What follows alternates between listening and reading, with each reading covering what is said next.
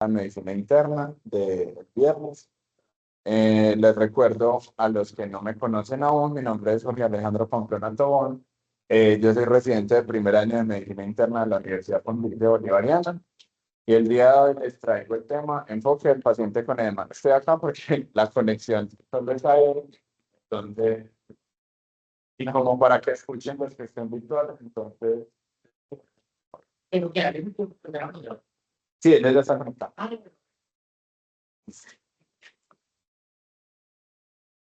Entonces, el edema se define como aquella manifestación clínica que se expresa como resultado del aumento del volumen en el espacio intersticial que puede ser localizada o generalizada.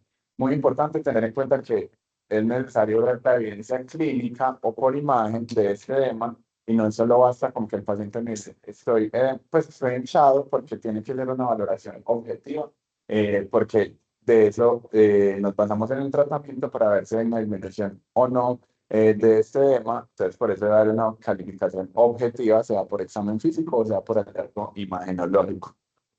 Entonces, para entender el edema, es necesario entender cómo se comporta el agua en nuestro cuerpo y qué alteraciones en los mecanismos de la regulación del agua corporal total van a llevar a una disrupción entre estos mecanismos y una subsecuente formación de edema por acumulación en el líquido intersticial por un desbalance entre los diversos mecanismos implicados en la homeostasis del líquido corporal. Entonces, recordar que el agua corporal total en un adulto normal varía del 50% en mujeres aproximadamente al 60% en hombres.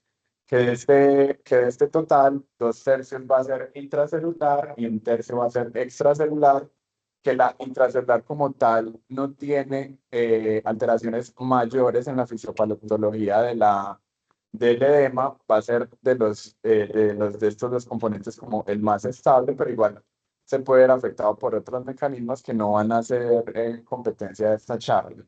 1/3 de los extracelulares se subdivide luego 1/4 en plasma y 3/4 en intersticio, que es el lugar de interés, ya que ahí es donde se va a dar la acumulación mayor de líquido y que nos va a dar el posterior desarrollo del edema. Entonces, para entender cómo se manejan estos líquidos, digamos que el objetivo de esta charla no es hacer una clase de fisiología en la que expliquemos cómo se mueven todas las fuerzas, entonces, que el delta, que unas para adentro, que unas para afuera, que entonces sumar y restar, pero sí necesitamos entender que al menos hay 4 fuerzas básicas que van a garantizar la homeostasis del líquido en los vasos capilares, en el espacio intersticial, y que aquí va a jugar un papel muy importante los vasos linfáticos.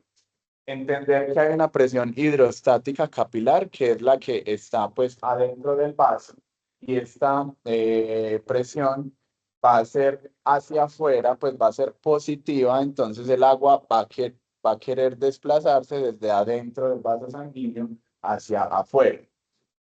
Luego va a haber también una presión coloidosmótica capilar adentro del vaso sanguíneo como tal, que es dada principalmente por la presencia de proteínas, que eso lo que va a hacer es que una fuerza neta hacia adentro, que se desplace el agua hacia adentro, eh, y para contrarregular esto, en el intersticio también va a haber una presión hidrostática intersticial que va a ir hacia adentro del vaso capilar, pero aquí también en el intersticio van a haber proteínas que nos van a dar la presión coloidosmótica, que van a intentar mantener también el equilibrio y contrarrestar esa fuerza.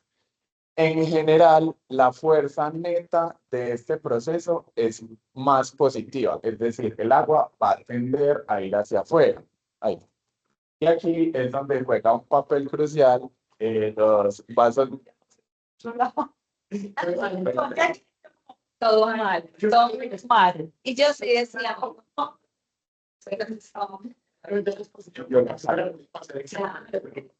no. Entonces, hablando del desarrollo, bueno, la patología del edema y cómo se da la acumulación en el cuerpo intersticial, aquí juega un papel muy importante los vasos linfáticos porque la presión neta va a ser más positiva. Entonces aquí los vasos linfáticos van a drenar esa fuerza. Y cualquier alteración o disrupción en cualquiera de estos pues, cuatro mecanismos o un aumento en estas fuerzas va a alterar pues, la tasa de filtración, el delta, que se va entre el delta entre la presión hidrostática capilar menos el delta de la presión coloidosmótica total.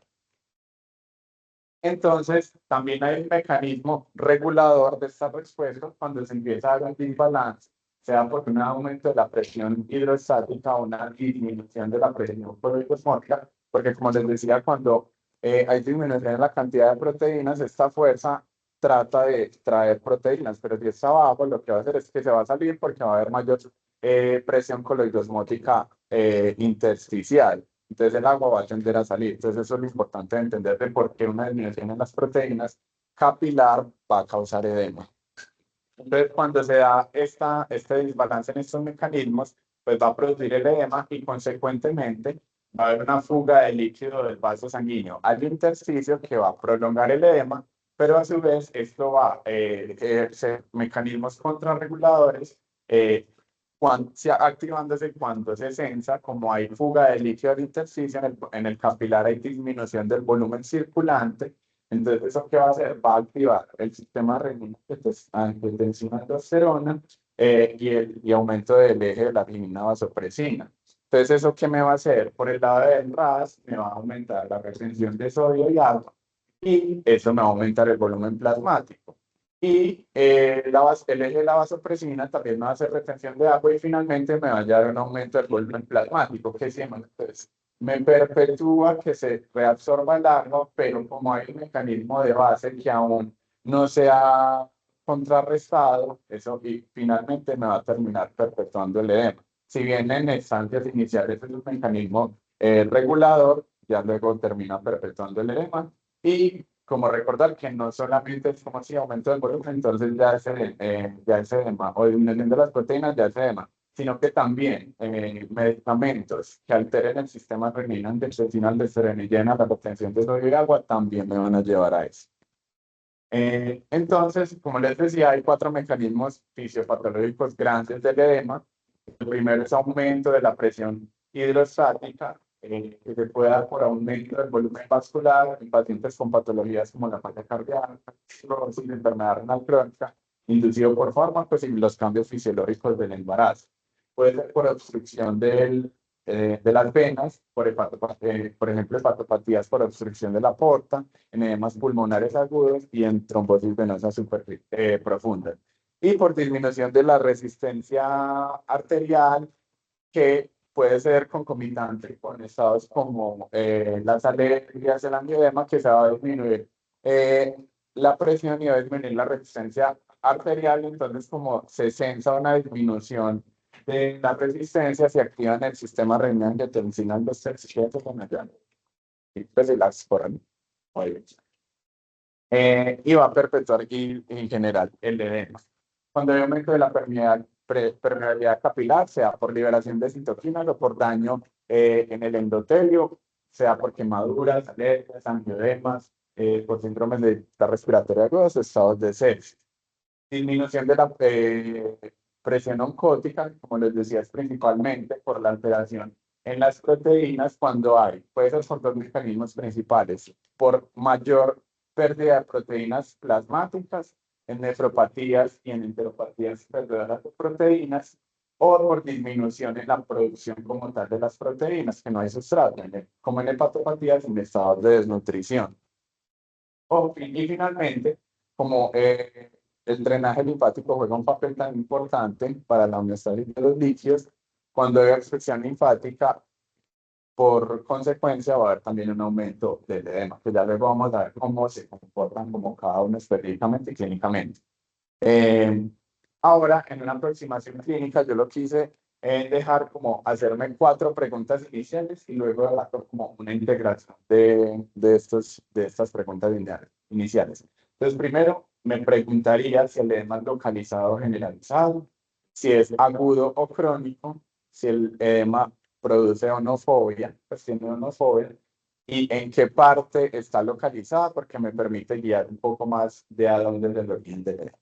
Y ya finalmente, pues la integración que la vamos a dar al final con unos algoritmos. Entonces, más generalizadas.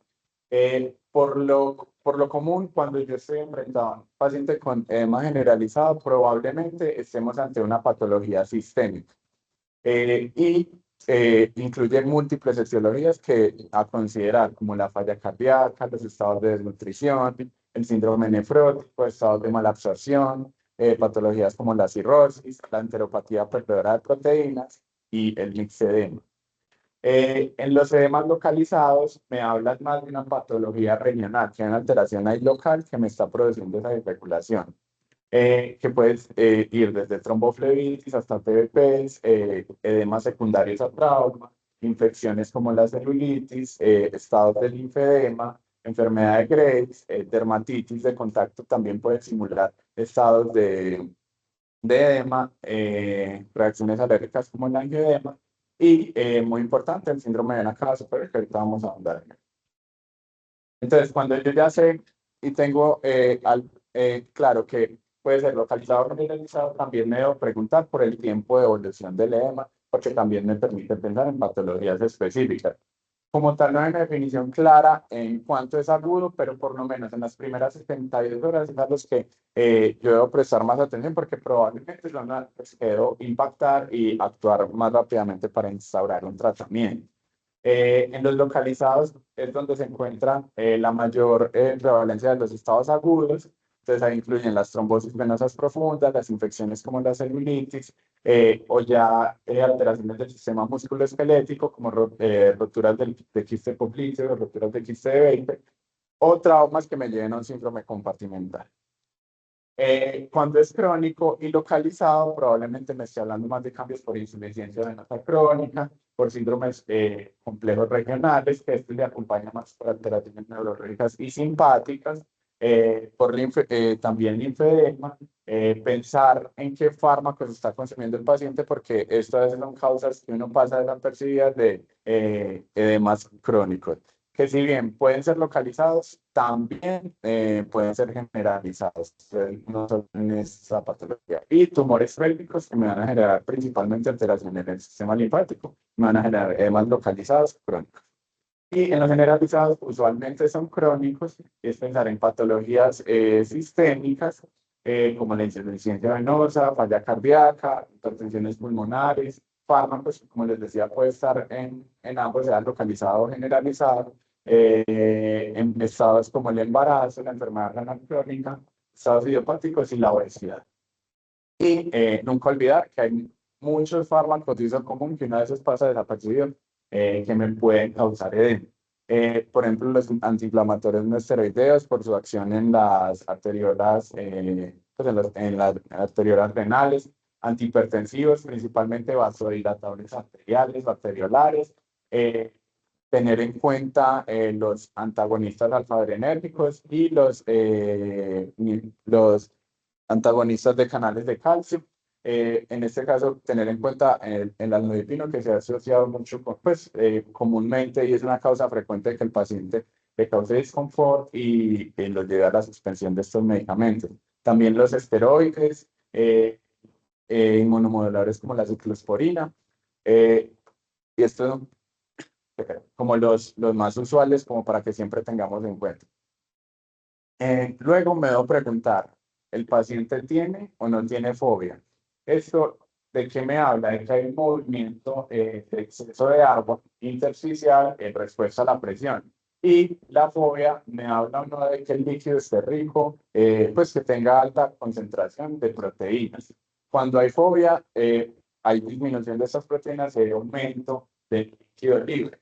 Y los que no tienen fobia principalmente tienen aumento en la concentración de proteínas y se encuentra principalmente en dos patologías grandes, el linfedema y el mixedema, que puede ser primaria únicamente pues por alteración idiopática en los mecanismos de los vasos linfáticos, o secundario principalmente con tumores, sean primarios o por metástasis regionales. Igual también tener en cuenta pacientes a los que se les ha hecho vaciamiento ganglionar, también puede ser una causa de este tipo de edemas.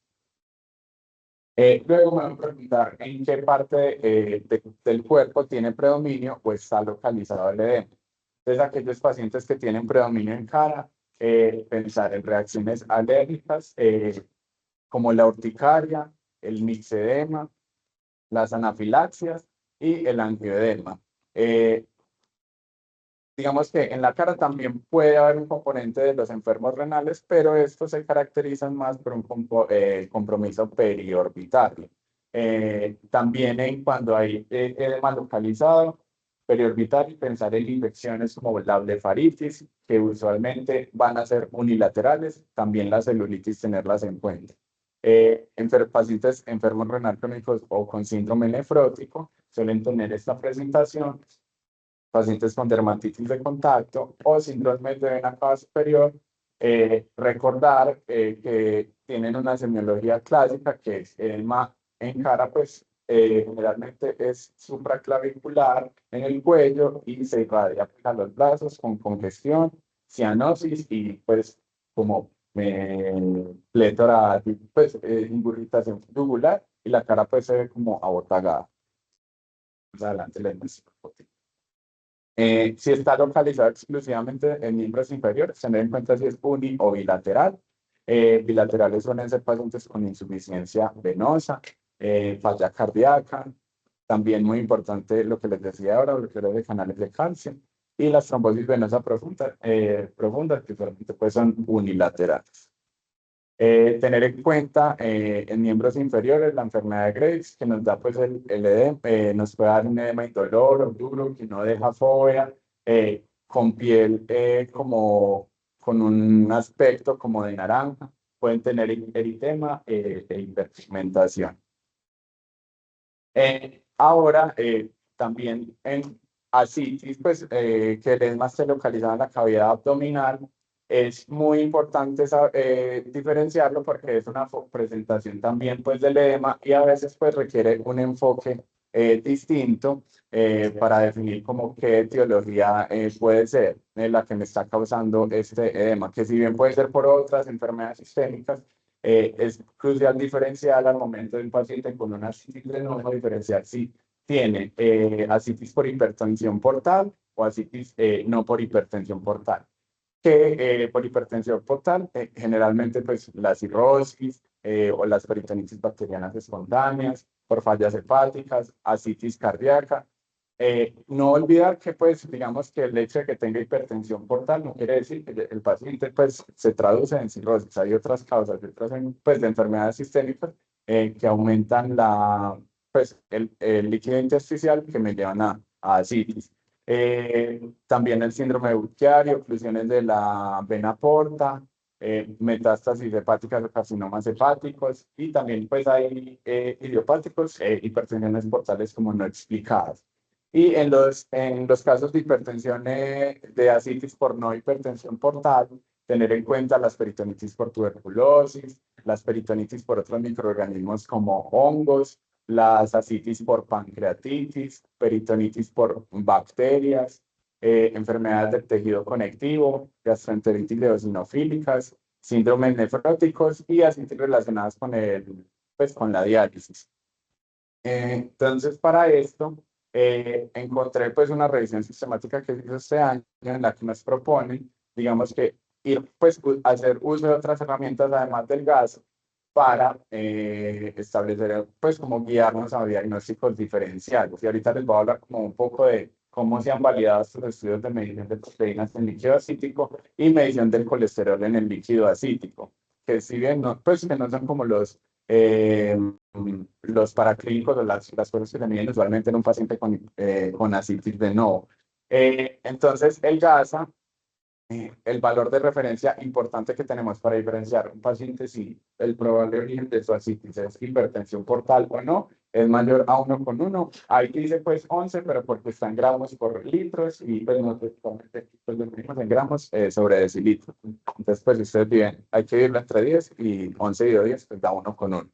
Entonces, los que tienen un GASA mayor o igual a 1,1, pensar en hipertensión portal, entonces vamos a hacer todo el esquema, pues el plan, digo, los paraclínicos para descartar si es debido a cirrosis o si es debido a otras etiologías como la cirrosis cardíaca, que es una causa muy importante de ascitis con hipertensión portal y que a veces podemos pasar desapercibido.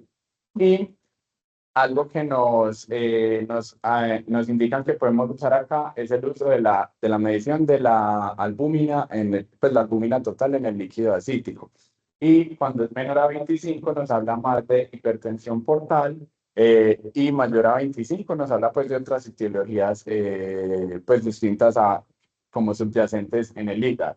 En el GASA menor a 1 pues ya son causas por no hipertensión portal y nos hablan de la medición del colesterol en el líquido ascítico, que como tal no se mide de rutina y algunos estudios han mostrado que puede servir como marcador para diferenciar una ascitis de origen neoplásico pues maligno de una ascitis que no sea de origen maligno.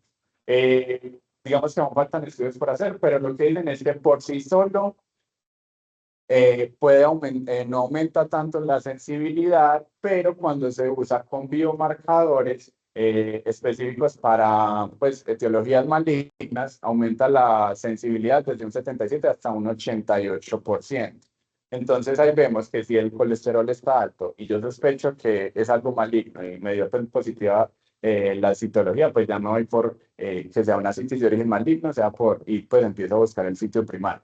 Si me da igual mayor, pero la citología media negativa, que me indica que probablemente haya otra causa, por lo que les decía que cuando se hace con un marcador tumoral aumenta la sensibilidad, pues si está alto me habla, pues el marcador tumoral medio positivo me habla de ascitis maligna. Pero si está bajo me habla de otras causas de no hipertensión portal, como la tuberculosis o pues ya sí me encuentro que probablemente esta tuberculosis ya tengo que hacer la responsabilidad diagnóstica. Ah, bueno, ahí habla el estudio que yo le dije que, pues, que es este, que ahí está abajo en Pharmacology Therapy. Lo que hablan es más con pues los estudios que con el carcinoma el antiembrionario, anticarcinoma.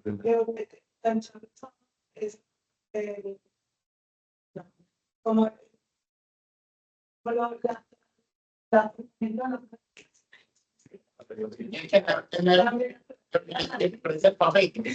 ah, ya.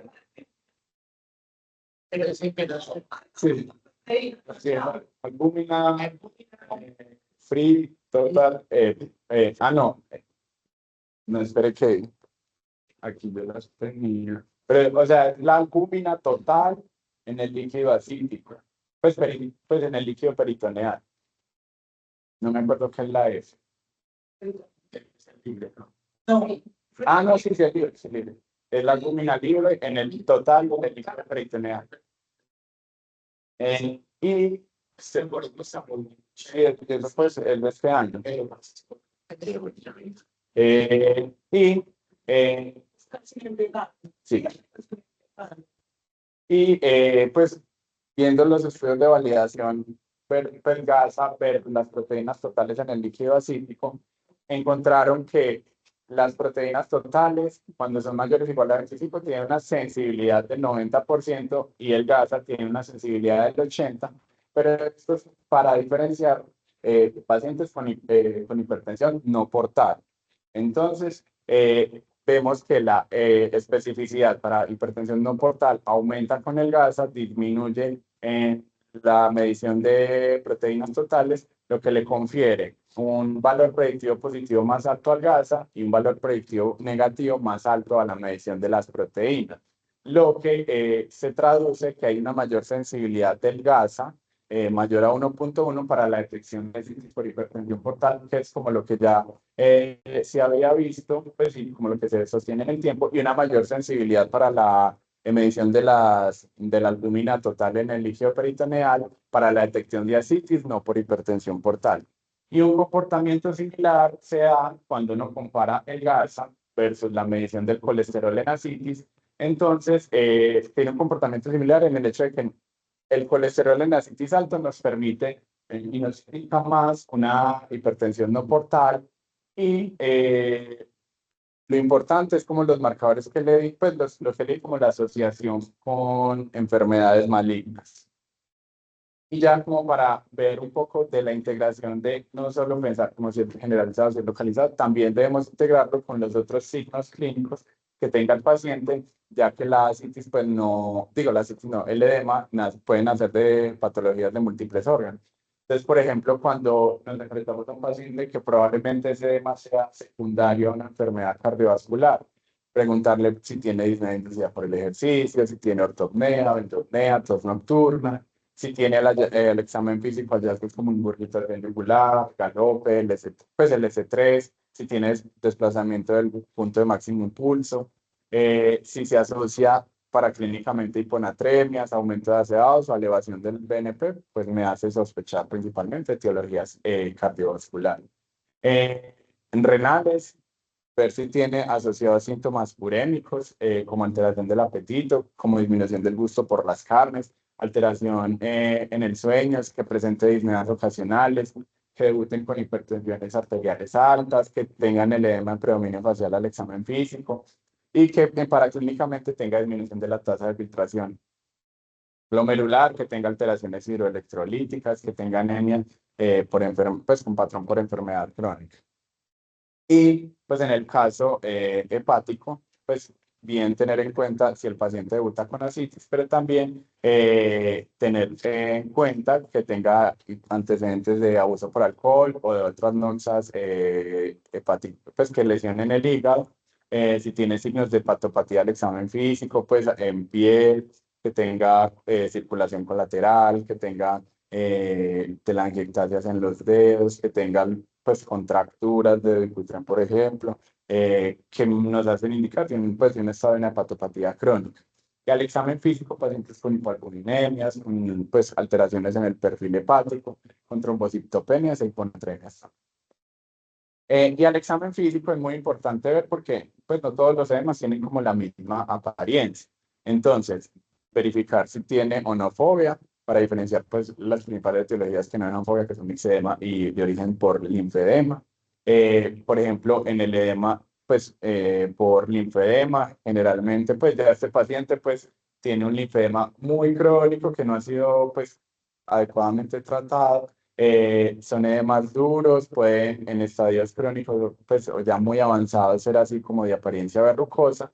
Y pues leí que había el signo de Kaposi Stemmer, que usted intenta con los dos dedos pues hacer pliegue en la superficie dorsal, en la base del segundo dedo, y pues no se logra, pues porque la piel es muy rígida y como no es rico en proteínas, no permite pues como la deformación. Los hallazgos en pacientes con insuficiencia venosa crónica, vemos ahí pues la estasis venosa, pueden tener asociadas úlceras en el maleolo medial, como esta paciente pues que se ve como una úlcera incipiente, y cambios pues en la coloración. El mixedema pretidial, que les decía que da esa apariencia como en piel de naranja, es más hiperpigmentado. Y de la celulitis infecciosa, que pues se ve y claramente dice como que ahí hay una reacción inflamatoria más severa que pues en las anteriores y probablemente ahí está teniendo una infección localizada. Igual también tener en cuenta la clínica porque es muy común encontrar estos hallazgos en pacientes con dermatitis por estasis, que es como una consecuencia pues de la estasis venosa y que hace como una dermatitis local. Pero generalmente pues estos pacientes no van a tener la piel muy caliente, no se asocian como a síntomas sistémicos o elevación de reactancias demasiado. Y tener en cuenta como esta imagen para que no se les olvide el síndrome de vena cava superior, como les explicaba ahorita, todo pues supraclavicular asociado a edema en ambos brazos, ingurgitación yugular, pues distensión pues aquí del plexo venoso y la cara como abotalada, que se da generalmente por compresiones extrínsecas de la vena cava superior. Entonces lo que va a hacer es que se va a acumular el líquido y va a causar pues esto. Y finalmente les hice como un algoritmo pues, diagnóstico que integre como una aproximación a un paciente con edema. Entonces, primero lo hice con edema generalizado y luego con edema localizado. Entonces, cuando nos enfrentamos a un paciente con edema generalizado, debemos buscar si el paciente tiene signos sugestivos de aumento en la presión de aumento en la presión venosa central, dadas principalmente por ingurgitaciones tubulares, por reflujo hepatocelular, también pues por ascitis. En el caso de que sí, pues inicialmente describen que pues uno puede pedir un ecocardio para descartar falla cardíaca, alteraciones pues en el corazón como tal que lleven a pues a constricción y a disminución pues de su trabajo, y también enfermedad renal pues ya me permite descartar si el paciente pues tiene pues ecocardio normal. Si no tiene signos de aumento de la presión venosa central, yo podría entrar a medir una albúmina, que es una cosa muy frecuente de edemas. Entonces está hipoalbuminémico. ¿Qué me está llevando a ese hipoalbuminémico? Entonces, primero, medir una función hepática. Si está alterada, probablemente me estoy enfrentando a una hepatopatía crónica. Igual también verlo con la clínica, con los factores de riesgo, todo puede ser integrado. Si tiene una función renal alterada, eh, debería medir una proteinuria para ver si es que está botando esa proteína por la orina o si no, pues porque tengo que buscar otras causas de pérdida de proteína. Sí, probablemente nos estamos enfrentando a un síndrome nefrótico. Y digamos que en concentraciones no tan altas, principalmente pensar en glomerulonefritis y enfermedad renal crónica, pues no en rango nefrótico. Y si todo esto me salió normal, aquí es donde yo empiezo a pensar en enteropatías perdedoras de proteínas o en estados pues, de déficit pues, de la ingesta, en estados de nutrición. Y en el caso de que la albúmina me salga normal, pues pensar en mixedemas, en estados pues, como el embarazo o que sea iatrogénica pues, por medicamentos que consuma el paciente. Entonces debemos ser muy juiciosos como buscando qué es lo que está tomando, qué le estamos dando y a ver qué podemos cambiar. El algoritmo, pues para continuar, ya ahora con el edema localizado, si el edema es de predominio facial, yo voy a pensar, pues hay que descartar que no tenga un síndrome de la cava superior, pues ver que no tenga otros signos asociados que me hablen de eso, que puede tener mixedema o reacciones alérgicas como pues angioedema. Si es de una sola extremidad, ahí está indicada la realización de la exploración vascular, sea por Doppler, sea por pues, tomografía o sea por resonancia. Y ahí, si hay un edema agudo y el Doppler me salió positivo, pues lo más probable es que va a haber una TB.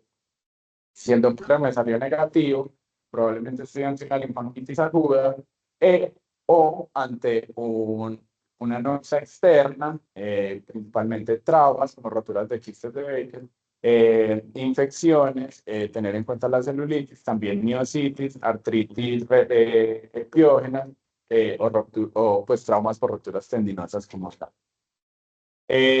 Igualmente, puedo hacer una exploración vascular en un paciente con edema crónico, que si me va a salir positivo, pues, o sea, con alguna alteración en el sistema venoso, probablemente estoy en una insuficiencia venosa crónica.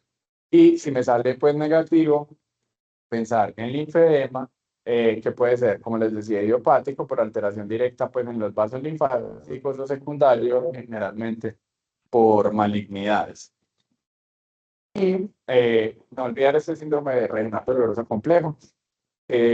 Digamos que yo no lo tenía tan interiorizado, por ejemplo, y en realidad es una causa muy frecuente de edema en pacientes que presentan traumas anteriores, pues en el pasado, y quedan como con secuelas por alteración nerviosa, generan edemas pues, marcados, localizados en la extremidad, y generalmente pues es como siguiendo el tracto por donde estaba inervado previamente y tiene síntomas simpáticos asociados, entonces, y general, pues, y también son localizados en esa zona, entonces indagar por él. También tener en cuenta que, pues, tumores o ya, pues, hemiplegia como tal también pueden generar edema. Entonces, como conclusiones para llevar a casa, el edema generalizado usualmente tiene una causa sistémica que lo va a llevar a esta manifestación. Entonces, no quedarnos tranquilos y buscar cuál es esa causa subyacente. Y a partir de la correlación clínica con los síntomas, con los hallazgos al examen físico, podemos identificar de una manera más temprana la etiología. Entonces, nunca se olviden de la semiología, la forma de presentación, dónde empezó, dónde predomina, porque eso nos hace pensar en etiologías específicas.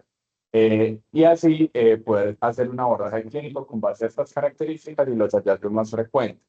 Y también una invitación pues al uso racional de las herramientas diagnósticas, porque no quiere decir que todo paciente con edema de entrada entonces la función hepática renal, ecocardio, albúmina, Doppler, no, pues porque si bien usted ahí está cogiendo todas, pues toda la mayoría de las etiologías, pues tampoco, pues hay que ser conscientes del sistema en el que estamos. Y eso también a veces puede facilitar que uno se confunda a la hora de diagnosticar, porque muchos hallazgos entre uno y otro se pueden sobrelapar. Entonces hay que ser también muy cuidadosos con eso. Y por último, les tengo pues a yo le quería todas las internas que están inscritas, pero a los estudiantes que están acá, que no hemos tenido la oportunidad de hablar, los invitamos a que se inscriban y participen de nuestro simposio que se llevará a cabo el próximo viernes y sábado. Se pueden inscribir para que vayan presencial y ahí hablamos con los doctores para que nos den. O se pueden inscribir virtual.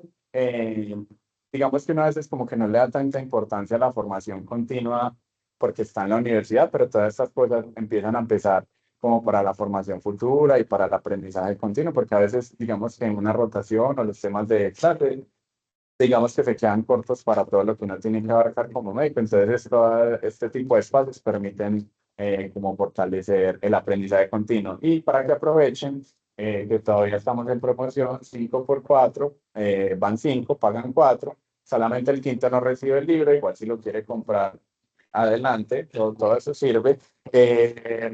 Y si no saben inscribirme, me dan los datos, yo los inscribo, les facilitamos todo listo. Y muchas gracias.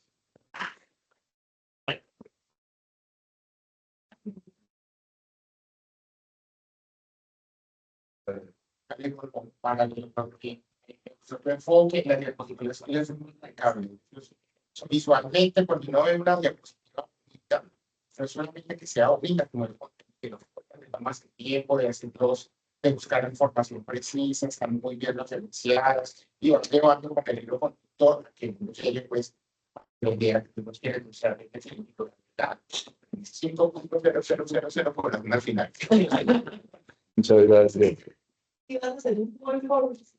Pero es que iba a hablar con ustedes porque, no, es porque no sé cómo vamos a hacer con la prueba, lo siento. Porque como es un, pues se guarda lo que tiene una persona. No, sí, pues sí. Sí, eso no sé, igual. Pues lo que podemos hacer es que pues ustedes lo van haciendo y poner toda la versión y pues ya lo llaman. Pues, Ah, sí, sí. Lo creas. No, porque si el modelo me aparece entonces no hay pues, autoevaluación. O hacerlo sin autoevaluación. No, pues se entiende. sí, pues la otra, porque pues eso es obligatorio. Pero, Sí, no creo, yo iba a hacer, pero dije, no. pero, porque ahí, sí, claro. Porque sí, no sé, no sé, no entiendo, no sé cómo. Sí, es que No, no, se puede hacer es que cuando, por ejemplo, yo hago colación. Ah, sí, también. La doctora Alejandra tiene alguna anotación. No sé. Alejo, iba a decir dos cosas, pero yo no sé si se escucha. Más o menos. Y eso no se escucha. No. Alejo, solo de pronto para transmitir de ahí como a los internos y a los estudiantes. Que tú dijiste que función renal alterada cuando estás revisando edemas. Entonces, no es la función renal alterada, es buscar en el uroanálisis proteína, porque uno puede tener un síndrome nefrótico sin tener alteración de la creatinina. ¿Sí me entendés? Tú Sí, puedes sí, ir a hacer claro. albúmina, creatinina y ser normales, pero tener proteinuria en el uroanálisis. Eso es lo que te va a orientar a que la etiología está ahí, que requieres unas proteínas de 24 horas. Es como que no es función renal, o sea, sirve la creatinina, pero siempre apoyada en el uroanálisis cuando estás pensando en la etiología renal. Listo. Y pues para los estudiantes y los internos, a vos les transmitís ahí si no se escucha. Y con lo de la función hepática, eso sería función hepática, o sea, que están evaluando la albúmina y el TT y no las transaminasas, porque también puedes tener transaminasas normales, inclusive en presencia de cirrosis. Entonces, que no da que cuando le dicen como función hepática alterada, piensen en las transaminasas, sino que piensen en la albúmina y en el TT. Listo. Listo, no, de resto súper. Bueno, doctora, Fíjate mil que gracias. ahorita después no lo compartes, yo ahí le tomé como fotico para tenerlo referenciado, pero si después no lo compartes, muy bien. De una. Listo, doctora, muchas gracias. Bueno, chao. Chao.